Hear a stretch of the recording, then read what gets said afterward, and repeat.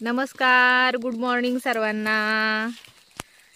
आज आम्ही आलेलो आहे एका मोहाच्या झाडाखाली। ही पानं दिसतात तुम्हाला, ही आहेत मोहाची। हे वर संपूर्ण मोठच्या मोठं झाड आहे मोहाचं। मस्त छान दाट सावली पडते त्याची। ही माझ्या शाळेची मुलं आहेत।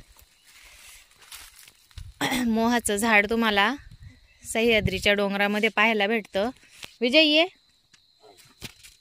ही आमच्या विजयच्या हातामध्ये काही मोहाची फुलं आहेत। हे पहा, तुम्ही जवळून पाहू शकता। हे अशा पद्धतीचं फूल असते मोहाचं। त्याचा सुगंध एकदम सुंदर असा सुगंध त्याला येतो आणि त्याच्यापासून औषधं सुद्धा बनवली जातात। तसंच या फुलांनंतर ज्या मोहट्या येतात, त्याला बिया येतात, त्याला मोहट्या म्हणतात।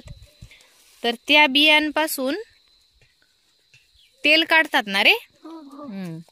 त्या मोहाच्या ज्या बिया येतात त्या बियां फोडून त्याची सालं काढून आणि आतल्या बीचे तेल काढून भाजीसाठी वापरलं जातं।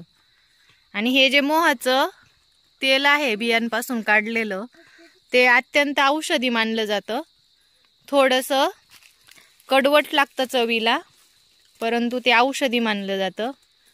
इकडे सगळे लोक उन्हाळ्यामध्ये त्या बिया जमवतात आणि त्याच्यापासून तेल काढतात त्या बिया सोलून।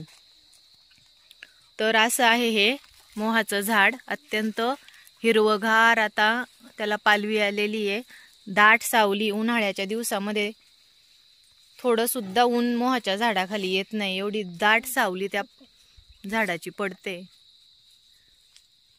शंकराच्या पिंडीवर वाहिला जातो। ही बेलाची पानं आहेत, बरोबर। आणि या बेलाच्या फळांपासून औषधं पण बनवली जातात ना। पानांपासून फळांपासून औषधं बनवली जातात। आता ह्याची पानगळ झालेली आहेत, नुसते काटे आहेत फांदीवर। खुडून नेलेत? ओके, म्हणजे पानगळ नाही झालेली ना। तर ही पानं खुडून आणि लोक विकायला नेतात। हे अशा पद्धतीने ही पानं दिसतात तुम्हाला बेलाची। अतिशय औषधी वनस्पती आणि आपल्या लाडक्या महादेवाच्या पिंडीवर वाहिलं जाणारं बेलपान हे आहे।